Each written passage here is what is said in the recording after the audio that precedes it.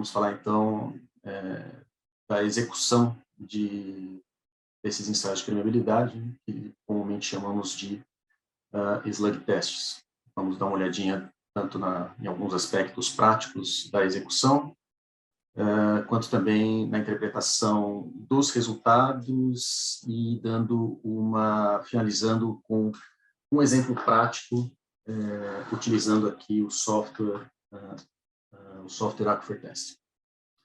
Então, vamos em frente aqui com o nosso tema. Bom,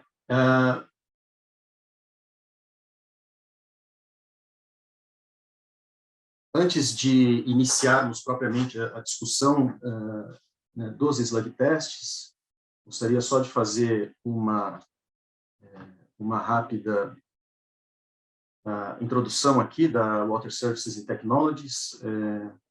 Nós somos uma empresa, então, de consultoria que atua na área de hidrogeologia e recursos hídricos de forma geral, e temos também algumas outras áreas de especialidade, como a parte de gerenciamento de dados, hidrogeotecnia, aplicada aí à indústria de mineração, principalmente, e geoquímica, né?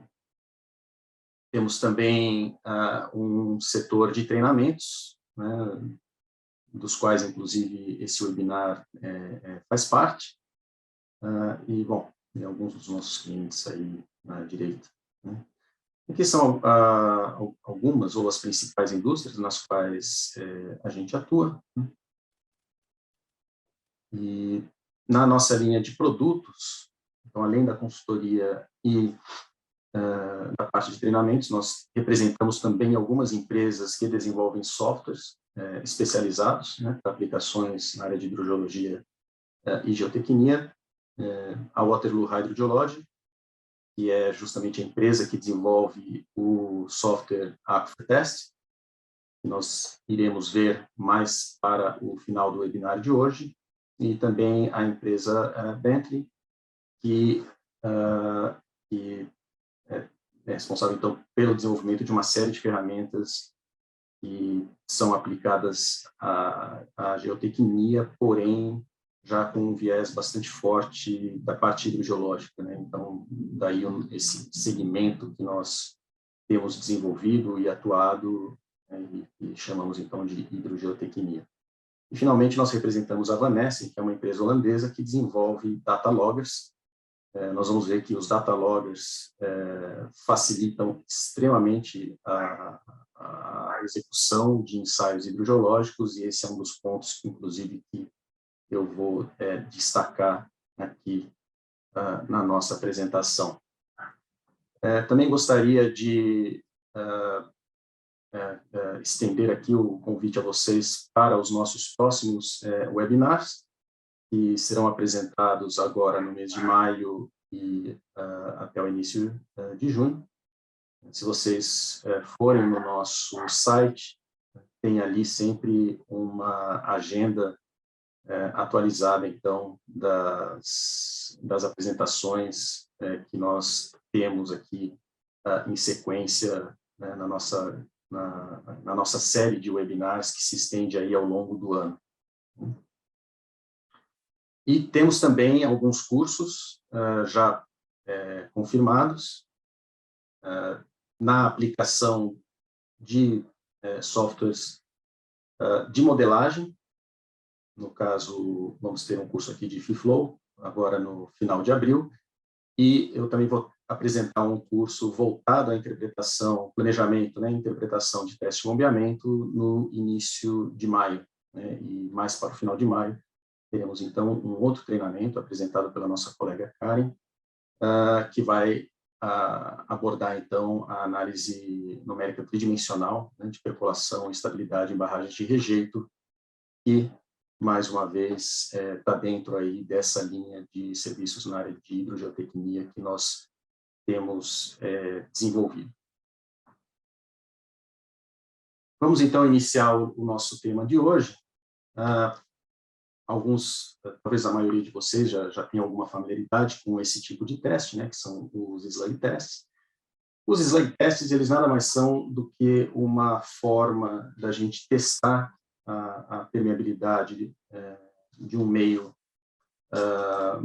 hidrogeológico, né, um meio poroso saturado, de forma bastante prática e bastante expedita, né? São ensaios que a gente consegue fazer aí tipicamente num espaço bastante curto de tempo, né? O nome slug test vem do slug, que genericamente é o nome que a gente dá para ou um cilindro, né, de um volume qualquer que a gente lança dentro do poço que está sendo testado para gerar um deslocamento do nível d'água, ou até mesmo pode ser um volume de água que a gente adiciona a um poço também para gerar esse deslocamento do nível d'água, e depois nós medimos, então, o retorno desse nível d'água, dinâmico inicialmente, né? Nós medimos, então, como ele retorna para sua posição original, que seria o nível estático, né? O nível d'água, né, a variação do nível d'água no poço, naturalmente, vai ser uma função tanto do tamanho, né, ou do volume representado pelo slug, quanto pelo diâmetro do poço, né, isso que vai determinar o quanto que nós vamos conseguir fazer esse deslocamento do nível d'água. E, feito esse deslocamento, então, como eu mencionei, a gente vai medir aqui a recuperação. O Bale test, ele nada mais é do que o inverso do slug test. Ao invés de você inserir o slug e gerar um deslocamento ascendente do nível d'água e medir a sua queda, né, de volta para o nível estático original, no Bale test nós vamos sacar esse slug e, com isso, vamos gerar uma queda no nível d'água dentro do poço que está sendo testado, e vamos observar, então, como que esse nível retorna aí para a sua posição original. E a permeabilidade, né, ou especificamente o parâmetro da condutividade hidráulica, que é o parâmetro que nós avaliamos com esse tipo de teste, vai ser uma função justamente dos aspectos construtivos do poço, né, diâmetros, comprimento de seção filtrante, quanto, obviamente, das propriedades da formação, que é o resultado final no qual nós estamos interessados. Então, nós temos uma sequência aqui de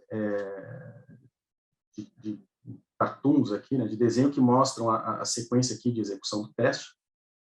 Então, a gente começa aqui com um poço qualquer, tipicamente um poço de monitoramento. Esses ensaios eles são mais comumente realizados em poços de pequeno diâmetro, 2, no máximo 4 polegadas, por uma questão de praticidade e tamanho também do slug, né, para gerar o deslocamento de água que seja necessário. Mas, então, vamos ter lá o nosso poço de monitoramento, ou piezômetro, e nós vamos descer o slug, né, no caso, o cilindro, até uma altura bastante próxima aqui do nível estático, e no primeiro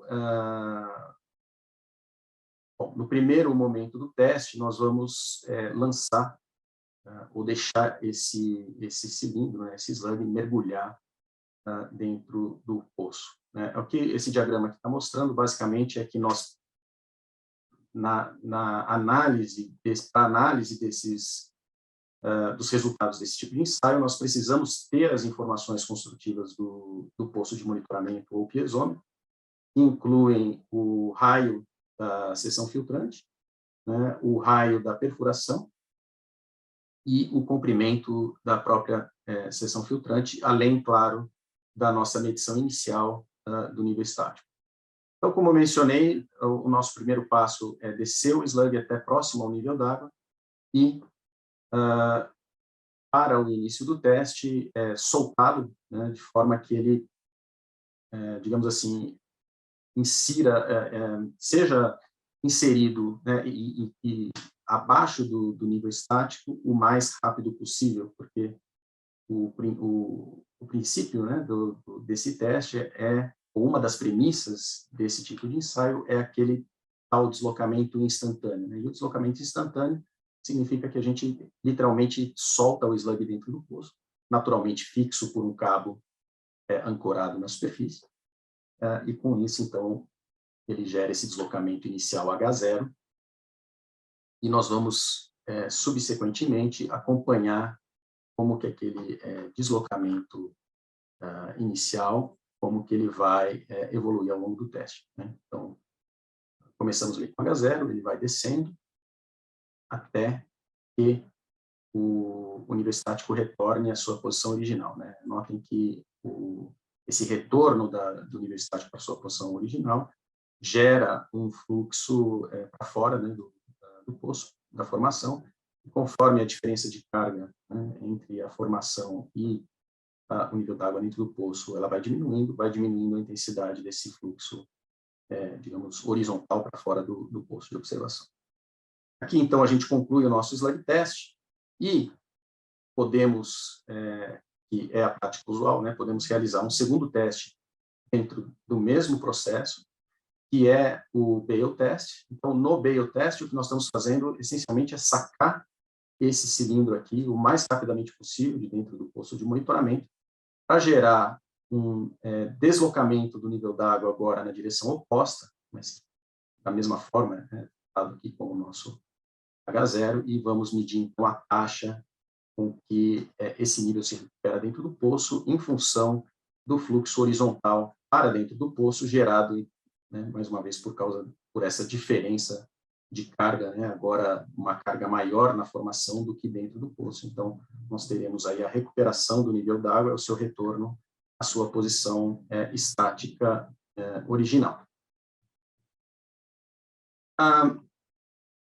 Bom, como nós vimos, então, os efeitos, né, da mudança de nível d'água no poço, eles são transmitidos para o aquífero, ou do aquífero, né, por meio da seção filtrante do material de preenchimento do espaço anelar do poço, e ele vai nos dar uma estimativa local, né, daquele ponto e do seu entorno imediato, do valor de condutividade hidráulica da formação que nós estamos testando, né, e essa representatividade ela seria algo aí da ordem de 1 a 3 metros no entorno do poço.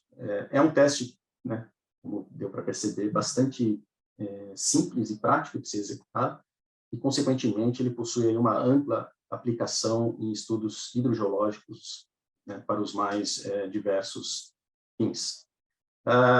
Importante notar, né, que o poço precisa ter sido suficientemente desenvolvido, né, o processo de desenvolvimento do poço é justamente o processo de limpeza para remoção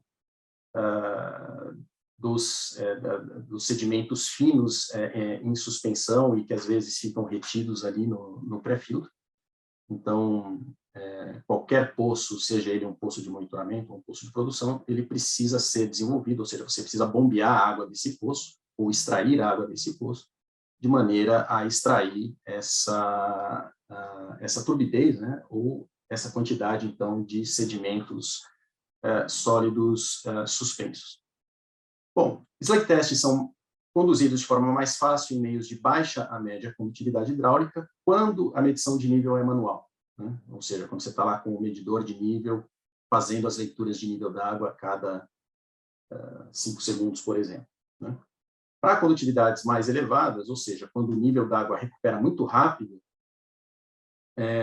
aí realmente não tem como escapar. A gente precisa usar um data logger, né, que vai ser um sensor, um transdutor de pressão, que permite que a gente programe a realização de uma leitura a cada meio segundo, a partir de meio segundo, a 1 segundo, etc. E na prática também, né, considerando que esses data loggers são instrumentos aí que já estão no mercado desde a década de 1990, eu diria que hoje em dia é até, de certa forma, um pouco raro. Bom, do lado da nossa prática aqui dentro da Water Services, para ser honesto, eu nem me lembro quando foi a última vez que eu fiz um ensaio utilizando medições manuais de nível. Porque o data logger ele facilita esse processo e agiliza esse processo imensamente, né? Além de garantir uma precisão muito maior das leituras de nível d'água. Bom, Então, vamos falar agora da parte prática de como conduzir um ensaio, então, do tipo slug test. Eu incluí esse material aqui porque, embora para aqueles que já fizeram esses testes alguma coisa seja algo bastante conhecido e comum, né? Mas, eventualmente, para aqueles que nunca tiveram oportunidade de realizar esse tipo de teste, eu gostaria de começar mencionando que você pode, a questão, o slug, como nós vimos, ele nada mais é do que um cilindro com um volume qualquer, que para a maioria dos métodos de interpretação você não precisa saber esse volume.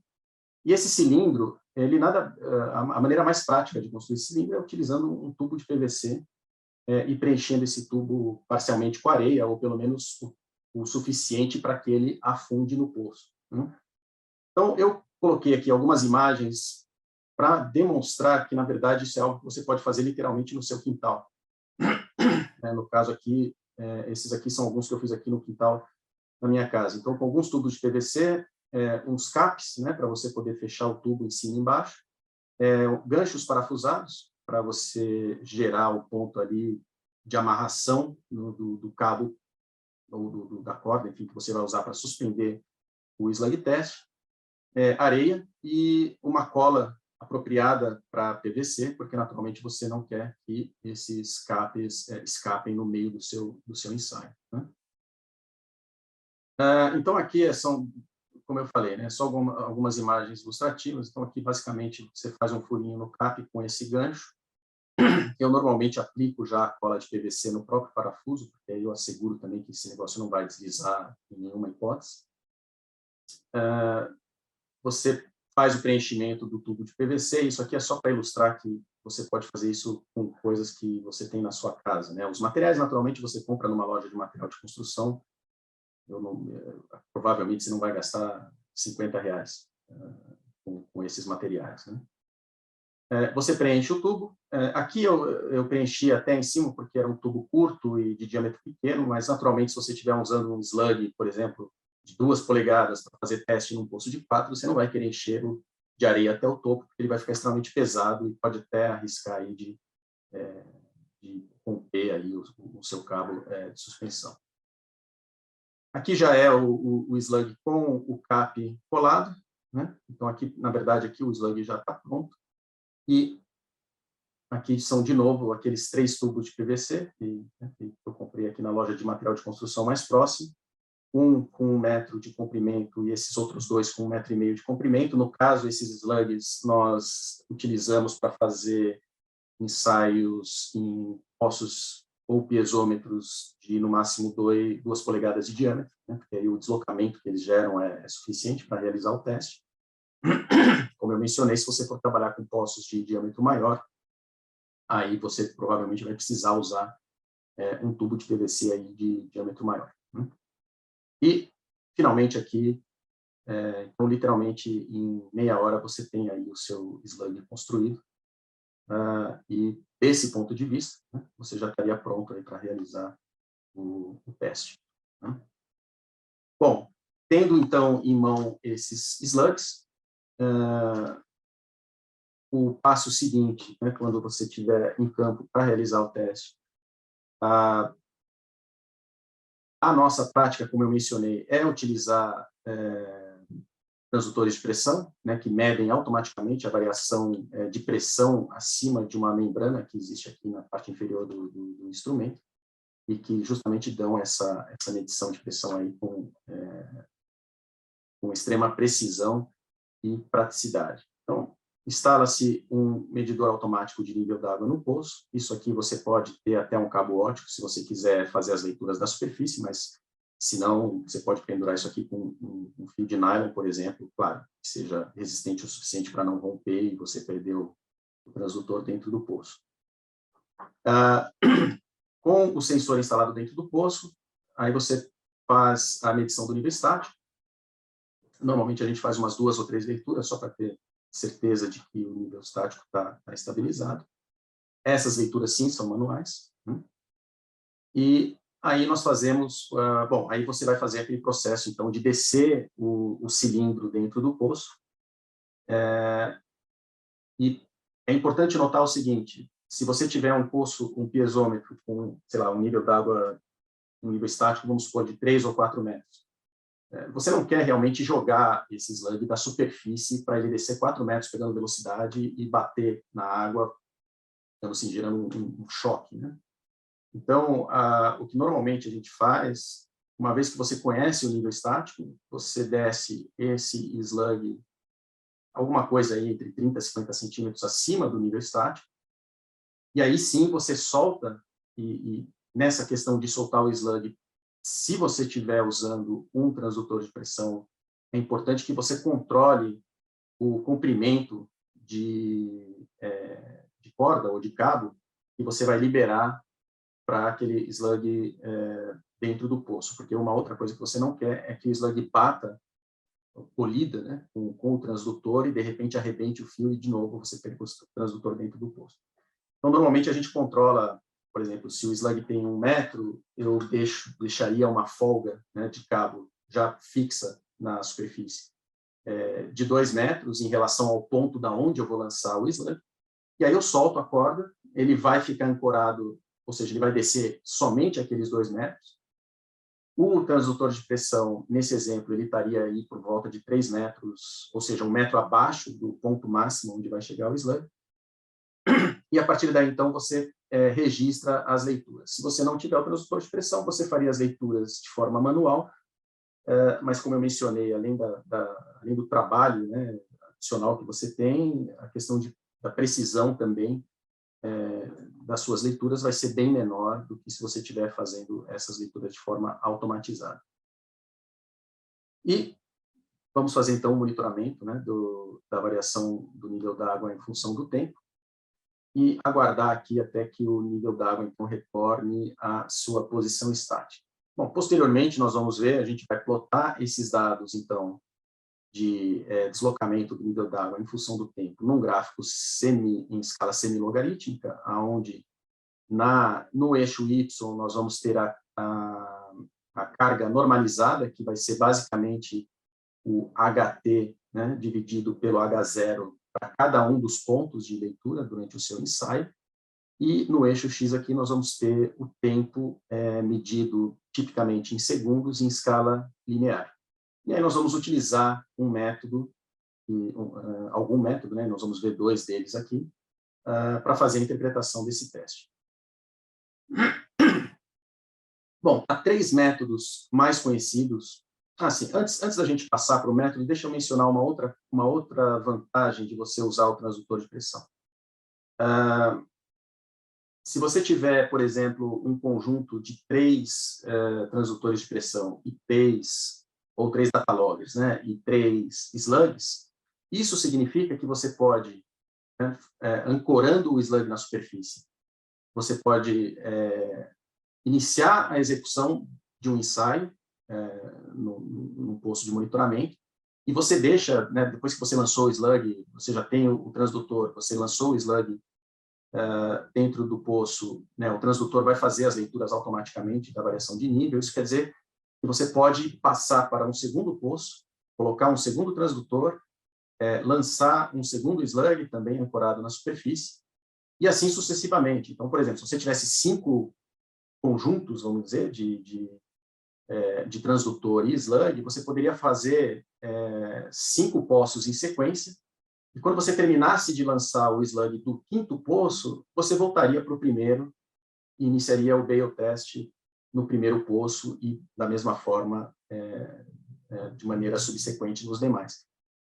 Isso significa o quê? Significa que, dessa forma, você consegue fazer uma quantidade muito maior de testes em um único dia ou até mesmo em uma única manhã, por exemplo, do que você vai conseguir se você tiver apenas um medidor de nível manual e um slug. Então, essa combinação de ter alguns slugs e alguns transdutores de pressão disponíveis para o seu trabalho de campo, isso vai, bom, além de te dar resultados de uma ótima precisão, isso vai agilizar o seu trabalho de campo sobremaneira. Então, é algo assim realmente para manter em mente que o ganho de tempo e o ganho de eficiência, né, no caso da combinação de vários slugs com vários transdutores de pressão, agiliza muito o trabalho. Lembrando que, devido à sua representatividade pontual, dificilmente, ou usualmente, em qualquer tipo de investigação, você não vai fazer apenas um slug test. Normalmente, você vai ter um conjunto de slug tests, sei lá, meia dúzia, às vezes 10, às vezes mais, para fazer numa determinada área onde você tenha vários postos de monitoramento. Então, nesse contexto, de novo, essa combinação é bastante beneficial. Vamos, então, falar um pouco dos métodos de interpretação dos slug tests.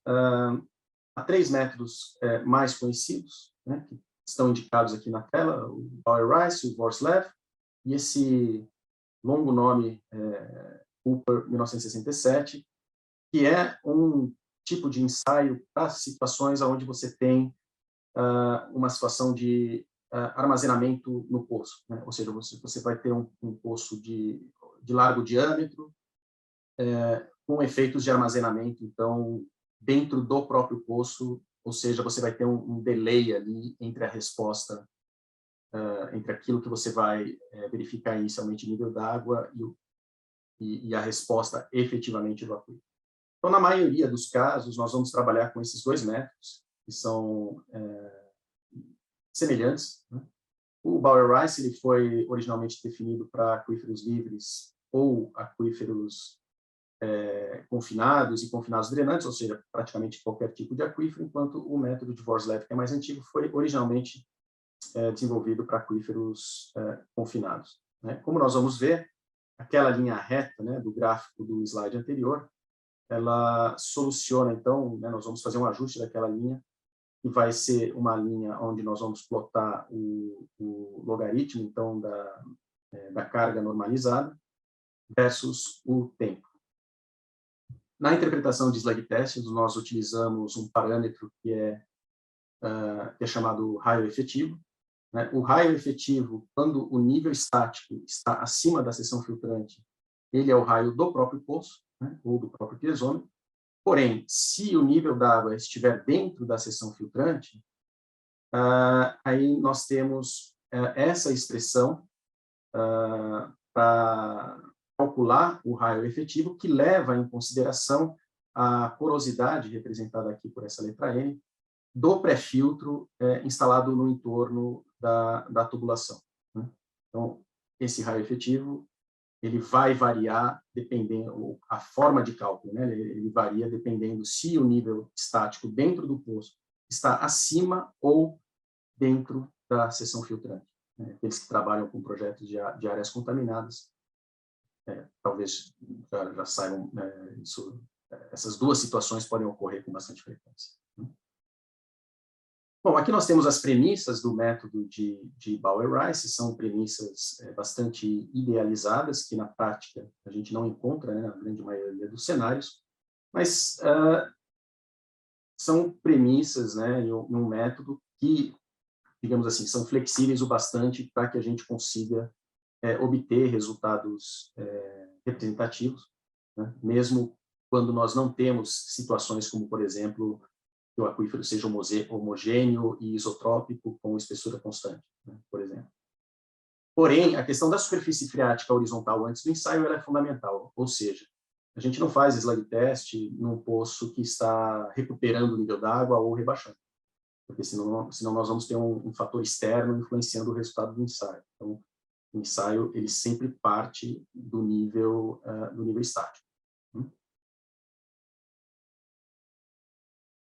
Bom, no caso do método, então, de Bauer-Rice, nós vamos ter essa expressão, né, para calcular o valor de condutividade hidráulica, onde nós temos aqui o raio da seção filtrante. Como nós vimos, esse raio da seção filtrante, ele vai ser o cálculo do raio efetivo, dependendo da situação do nível estático em relação à seção filtrante. O raio de contribuição do ensaio, que é um parâmetro que a gente vai calcular, né, a partir dessa relação aqui de Ln do Re sobre o Rw, né? Rw seria o raio para o aquífero não deformado pela perfuração do poço, ou seja, o raio de perfuração, né? Isso aqui dividido por 2 vezes o comprimento da seção filtrante, bom, multiplicado por um T, que vai estar relacionado com o HT, né, um tempo que vai estar relacionado com essa carga normalizada, onde nós temos, então, a carga normalizada, né, como sendo representada aqui, pelo deslocamento do nível da água em função do tempo, ou seja, de cada momento do teste, em relação ao deslocamento inicial, né? Então, aquele H0 é um parâmetro-chave para que a gente possa fazer a interpretação desses testes, né? Bom, esse parâmetro Ln, né, logaritmo neperiano, dessa razão aqui, raio de contribuição do ensaio pelo raio da perfuração, no caso, nós temos 2 outras expressões para calcular esse parâmetro, né, que levam em consideração, no caso de poços parcialmente penetrantes, ou seja, poços cuja seção filtrante não intercepta a totalidade da espessura do aquífero, né, que também costuma ser a maioria dos casos. Nós temos essa expressão para calcular o valor desse parâmetro, né? E nessa expressão nós vamos utilizar 2 parâmetros empíricos, ou constantes empíricas, né, que seriam essas constantes A e B, e nós já vamos ver o que elas significam. E no caso de poços totalmente penetrantes, essa expressão vai ser um pouco diferente, mas aonde nós também vamos ter aqui uma constante empírica, sendo que as 3 constantes empíricas, né, tanto a constante A e B para poços parcialmente penetrantes, quanto a constante C para poços totalmente penetrantes, elas estão relacionadas com essa diferença aqui, ou com essa razão aqui, entre o comprimento da seção filtrante e o raio da perfuração, né, o raio da sondagem. Bom, utilizando... claro, isso aqui o que eu estou mostrando aqui para vocês é como fazer a interpretação do ensaio de forma manual, ou seja, se você não estiver utilizando o apoio de nenhuma ferramenta computacional. Então, nesse caso, em função, primeiro, da característica do poço de ser parcialmente ou totalmente penetrante no aquífero, e em função dessa razão D sobre RW, você plotaria essa razão contra cada uma dessas curvas aqui. Cada uma delas, na verdade, corresponde a um dos parâmetros A, B ou C, e aí você projeta, né, no caso dos parâmetros A e C, né, você projetaria o ponto onde o DRW encontra essa curva, você projetaria aqui no eixo Y. Se estivermos falando aqui do parâmetro B, então essa projeção é feita no eixo Y secundário. Bom, com isso, nós calculamos o valor daquele parâmetro Ln de RE sobre RW, e aí agora nós temos que calcular, então, os valores numéricos, né, que nós iremos aplicar aqui para o log de HT sobre H0 e qual o parâmetro de tempo. E isso nós vamos fazer de forma gráfica. Então, como eu mencionei, nós vamos trabalhar com o gráfico aqui na escala semi-logarítmica. Quando se plota os dados de um slug test nesse tipo de gráfico, a gente obtém, normalmente a gente obtém uma linha reta que pega a maior parte aqui do período do ensaio. Então, nós vamos traçar uma linha reta aqui por cima desses pontos, ou seja, vamos fazer um ajuste de uma linha reta. E aí, nesse método de Bauer-Rice, nós vamos basicamente para um valor qualquer aqui de tempo, por exemplo, 160 segundos, nós vamos projetar esses 160 segundos na reta e vamos extrair o valor equivalente aqui da carga normalizada. E esses 2 valores numéricos nós vamos utilizar junto com o valor numérico do Ln de RW, nós vamos utilizar para substituir aqui nessa equação, obtendo dessa maneira o valor de condutividade hidráulica, que é o que efetivamente nós estamos buscando. E aqui só a título de exemplo. Então, nós temos um exemplo aqui onde nós temos os resultados do teste tabulado, né? Tempo aqui na coluna esquerda, nível d'água na coluna direita, plotando esses dados na escala semilog, como nós vimos.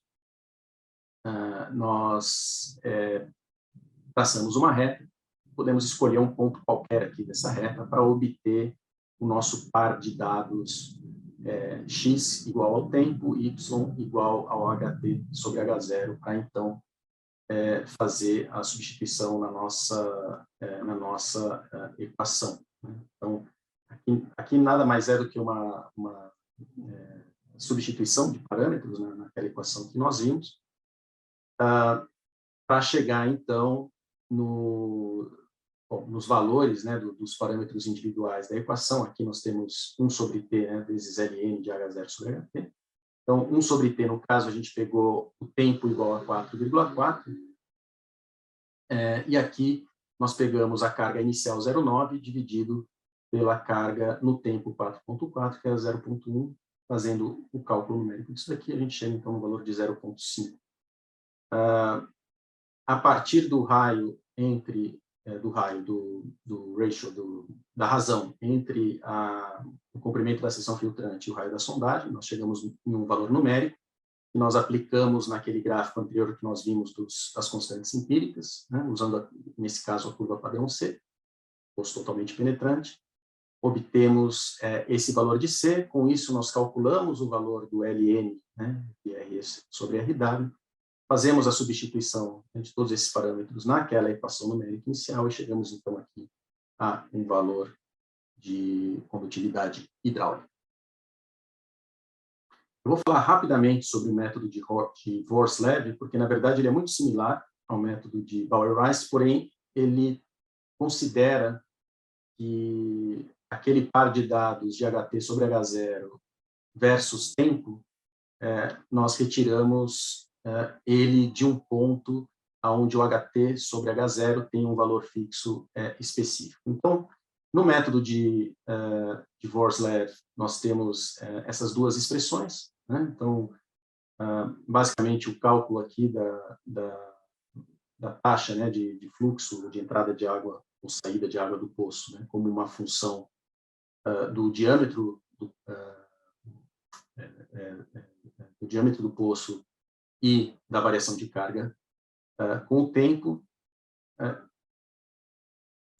sendo equivalente a essa expressão, né, onde a letra F representa um fator que está relacionado com o perfil construtivo ou com as dimensões do piezômetro, multiplicado pela condutividade hidráulica, então, levando em consideração a diferença de carga entre o deslocamento inicial e o deslocamento ao longo do tempo.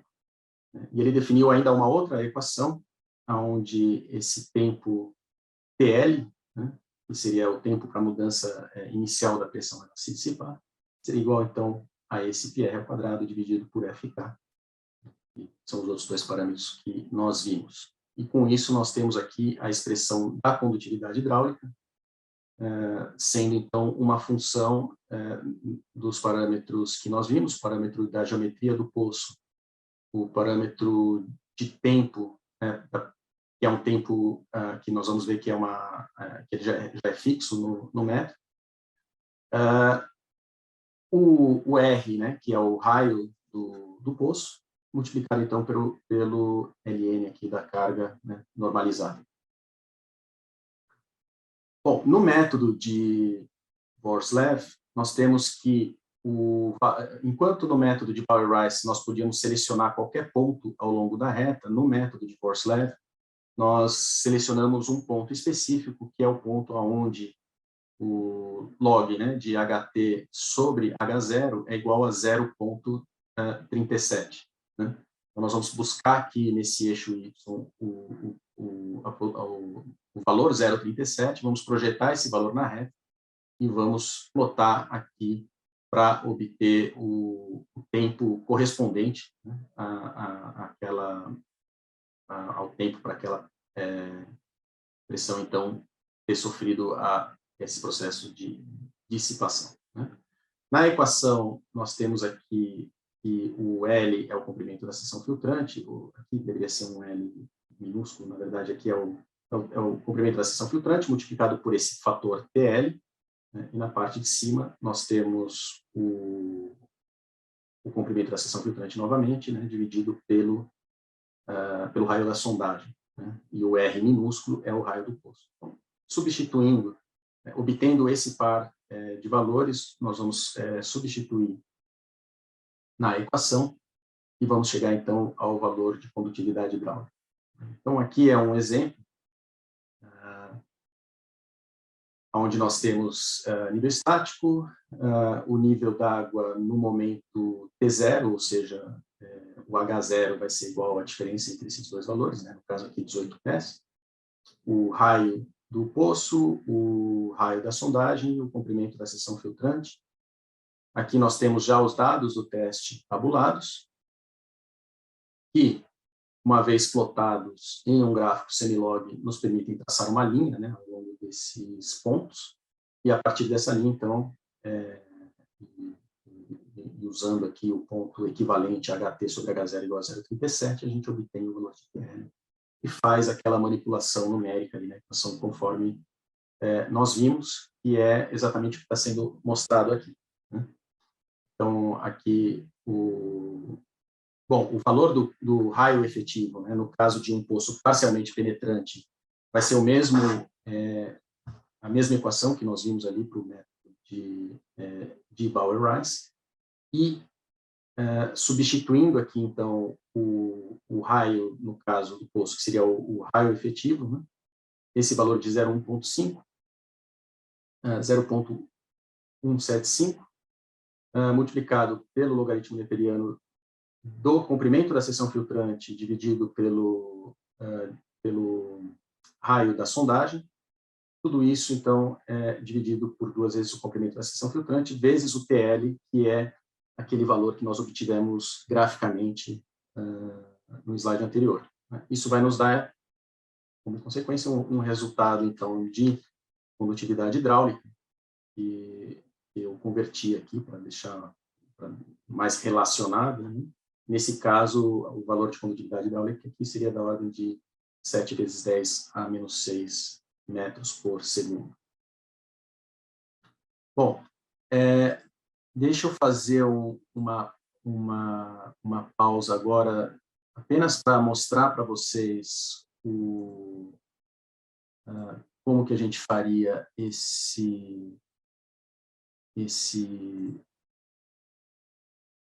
como que nós faríamos a interpretação de um teste desses no Aquifer Test.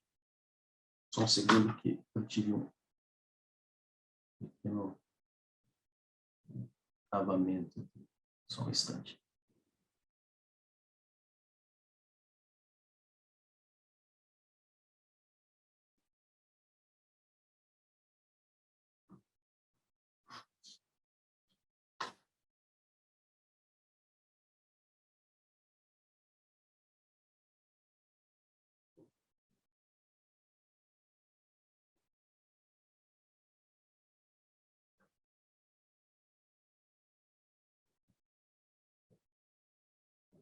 Bom, eu vou abrir um novo projeto aqui no Aquifer Test. Então, essa aqui é a tela de entrada do software, né? E nós entramos com os dados do projeto, nome do cliente, etc., localização. Bom, no caso como nós vamos fazer uma interpretação de um slug test, eu preciso dizer que é um slug test. Então, eu vou criar aqui uma interpretação de slug test e vou apagar essa pumping test, que é o default, né? Sempre que você abre o Aquifer Test, ele aparece com um pumping test para você.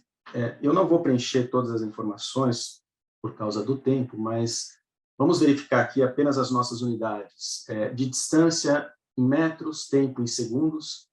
No caso, a transmissividade, nesse exemplo que eu vou mostrar, nós vamos trabalhar com centímetros quadrados por segundo, e com as dimensões em centímetros, que vão se aplicar aí, principalmente a questão dos valores de nível d'água.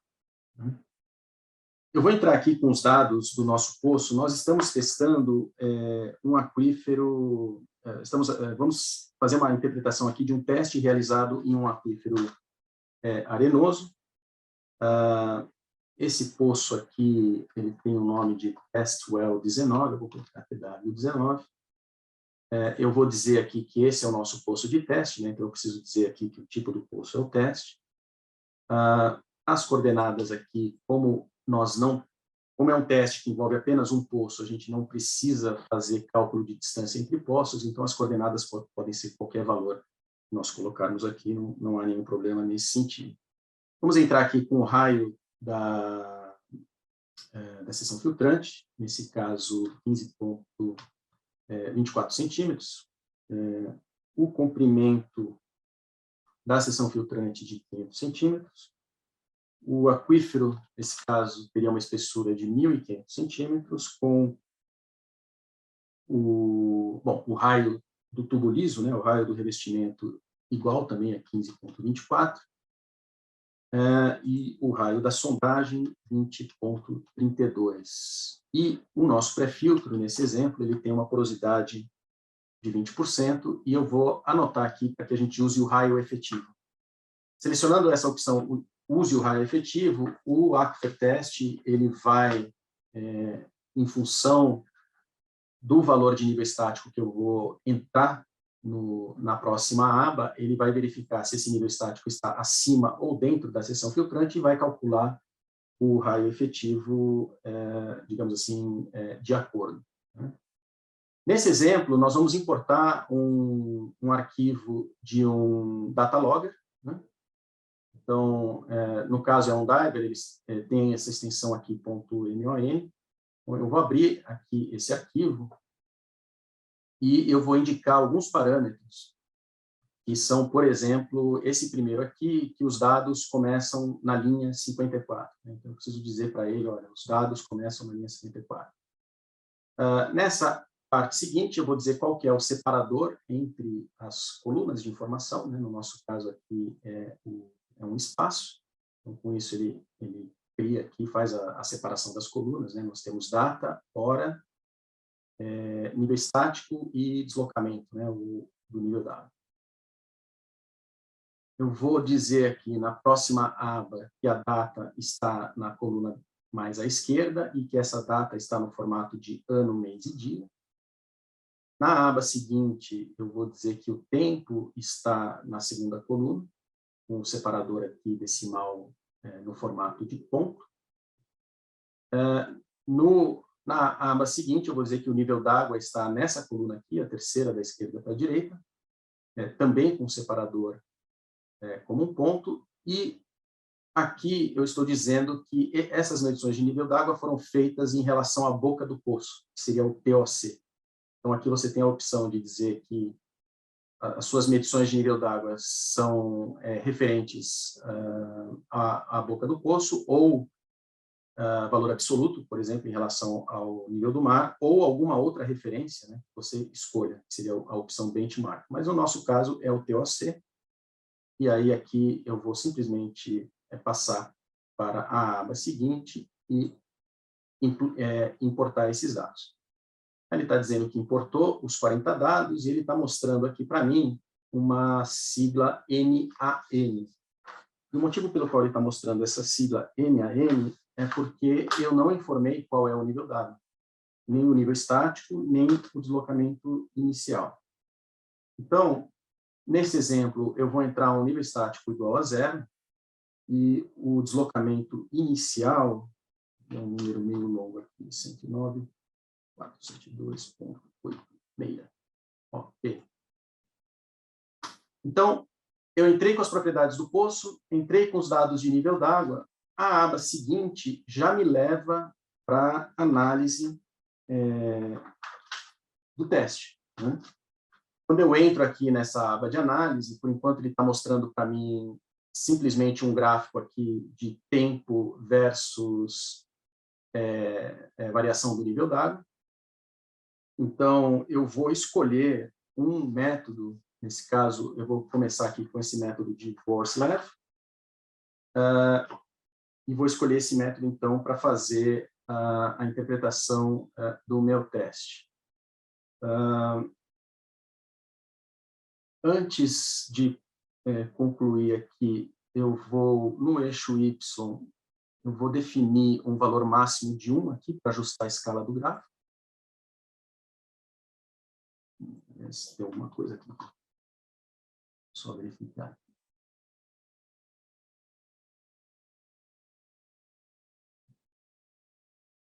Não, desculpa, eu estou no eixo do tempo. Então, no eixo do tempo, nós não vamos mexer. Nós vamos mexer no eixo de rebaixamento. Aí sim, eu vou definir aqui como valor máximo 1. Eu tenho a opção aqui de colocar as linhas de grade, né, tanto no eixo da carga normalizada, né, quanto no eixo do tempo. E eu posso, se eu quiser também, eu posso colocar esse gráfico na escala inversa, né? Aí aqui nós temos os nossos pontos de ensaio e nós já temos a reta que nos permite fazer o ajuste aqui dos resultados. Então, eu vou rapidamente aqui mostrar que com o botão direito do mouse eu posso ajustar aqui a inclinação dessa reta e com o botão esquerdo do mouse eu posso arrastá-la, né, para cima ou para baixo, buscando aí a melhor interpretação, né?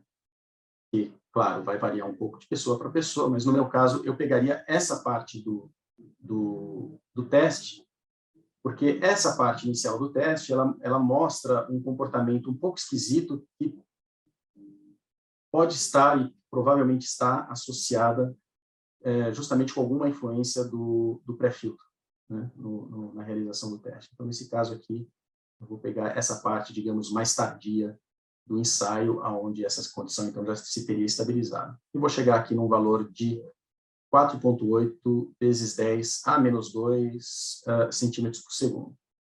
Se eu quiser, eu posso criar uma segunda análise, por exemplo, e fazer a interpretação pelo método de Bauer-Rice. Sim, faltou eu inserir um parâmetro aqui no início,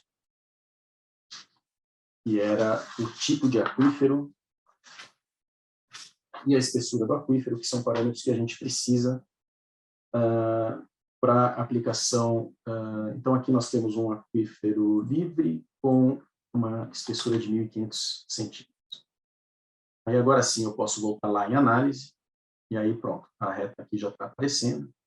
Eu poderia fazer aquelas manipulações de escala, né, como nós vimos, inverter a escala do gráfico, se eu quiser, mas aqui o que realmente nos importa mais é fazer esse ajuste, né? Então, eu vou fazer aqui também um ajuste rápido, meio aproximado. Isso vai me dar 3,5 vezes 10 a menos 2. Então, se eu comparar o resultado pelo método de Bauer-Rice e pelo método de Vorslev, do ponto de vista de magnitude do resultado, ele é bastante próximo. Um deu 3,5, outro deu 4,8, ambos vezes 10 a menos 2. Porém, como se trata de um aquífero livre, então, em princípio, eu deveria escolher aqui o método de Bauer-Rice e utilizar esse resultado. Bom, e como vocês viram, em questão de menos de 5 minutos, foi possível fazer essa análise, né? Depois eu posso, inclusive, gerar um relatório com esse resultado, né? Vindo aqui na aba de Reports, né? Eu posso vir aqui, ele vai entrar com os dados do ensaio e vai me dar aqui todas as informações que eu inseri, além de mostrar o resultado do teste. Então, está aqui cálculo feito usando o método de Vorslev, poço TW19, condutividade hidráulica 4,79 vezes 10 a menos 2. E eu posso também vir aqui e mudar a impressão para PDF, por exemplo. E aí, se eu vier aqui e colocar print, ele já vai gerar para mim um relatório em PDF que vai estar pronto, para ser incluído como um anexo, por exemplo, num relatório.